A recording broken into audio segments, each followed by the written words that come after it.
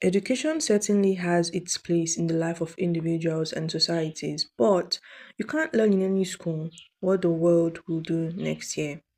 Hi guys, my name is Ogi Opara and I'm the founder of Dare to Begin initiative where we help people get clarity on what to do and give them resources to start what they want, be it a passion or a project.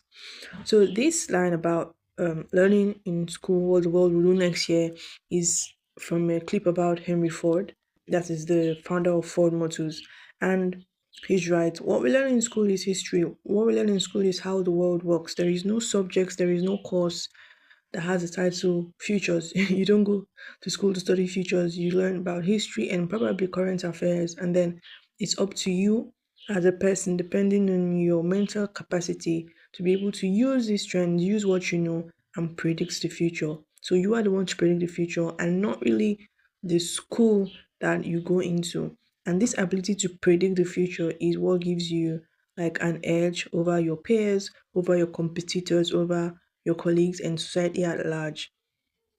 And this uncanny ability is what Ford had, is what Henry Ford had, the ability to kind of guess or know to a level of certainty what the world was going to do next year. And that's why Ford Motors is such a big thing right now.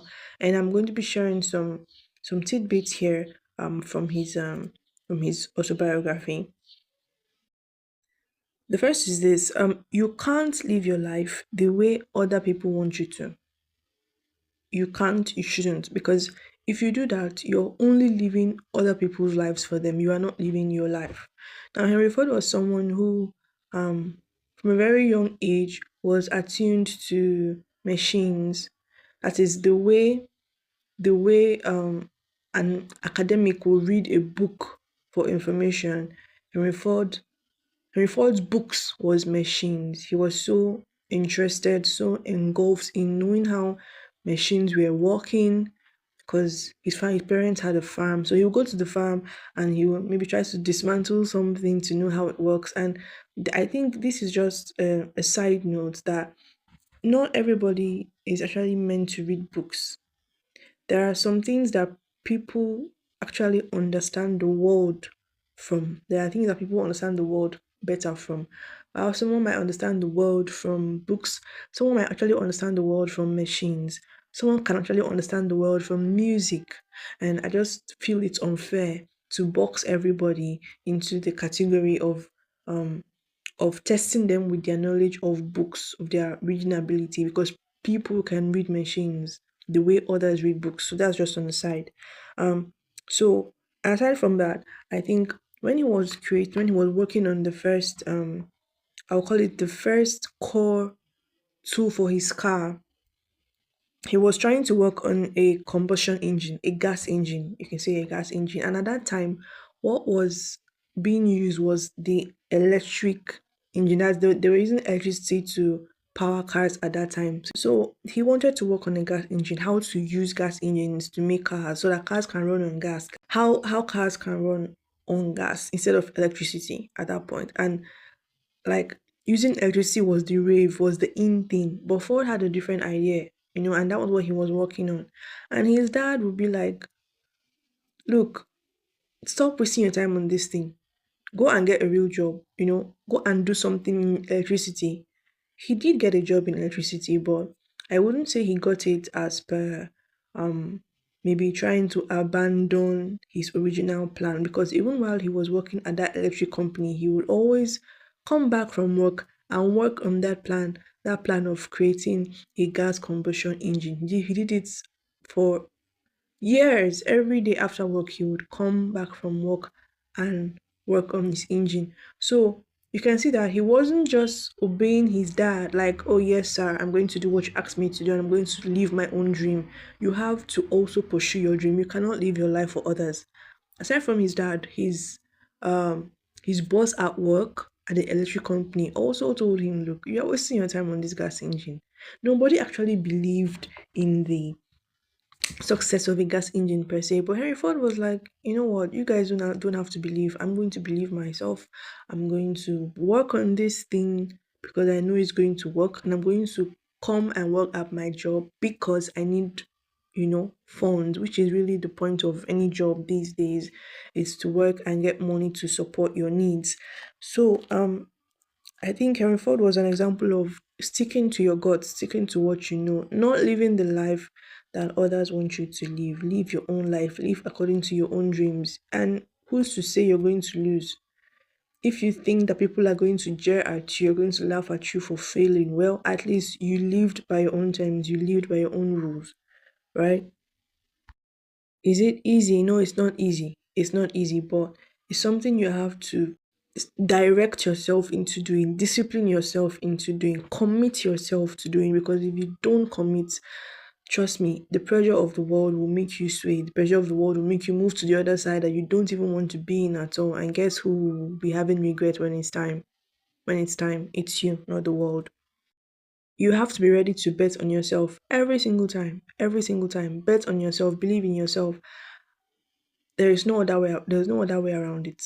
There is no other way around it. Even if no one believes in you, you must be ready to believe in yourself. You must be ready to be confident in yourself, your dreams, your abilities, your thoughts, your visions, your predictions. If you are wrong, fine, you learn from it. But if you don't bet on yourself, how do you want others to bet on you? There is something Henry used to say about his cars. He said, we don't make the pleasure appeal, we build tools. He was trying to say that, I mean, of course, sometimes vanity and status games are um, important driving points for people who want to buy. But he was saying, look, I'm not making this car so that you feel good about yourself in the car. I'm not making this car so that you start bragging to your friends or you need to pick up women. I am making this car because it's going to be a tool, it's going to be useful.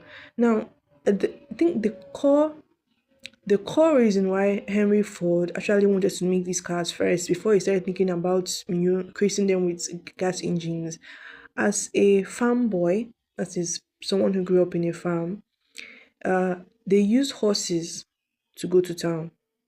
And it was like once in a while, like, okay, you farm for the week. If you have produce, maybe 2 weeks, if you have produce, then only then you now use the horses, carry the produce, go to the town, sell the produce, and come back, right? Because horses, of course, pretty hard to maintain. Their feeding, their grooming, they shit, and you need to pack up their shit and everything. So this I'll call it restriction made Harry was like, okay, how can we actually do this thing like easily without trying to wait on the horse, without trying to wait for weekend. And that was why I started thinking of using cars, using a machine that can easily move to town. That is not the horse. So so I think the core of his idea was building a tool, building something with utility, right? Not just for vain pleasure, or I don't know what to call it. And I think this is an approach that we need to have in our lives, whether as entrepreneurs or as people who work at jobs, right? You need to you need to you need to perform or create things for utility. What is this thing doing? What job is this thing doing? What use is this thing going to be? Or what use is this thing going to be to the person who is going to use it?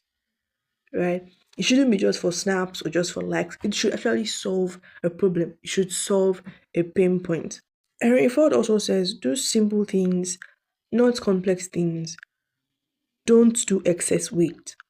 Complex here, it doesn't mean difficult. No, it means things where you are not clear on the process or the outcome. Like you are just adding unnecessary weight. So you need to just do simple things. You want to get from point A to point B. How do you get from point A to point B? Is it a bridge? Fine, build a bridge.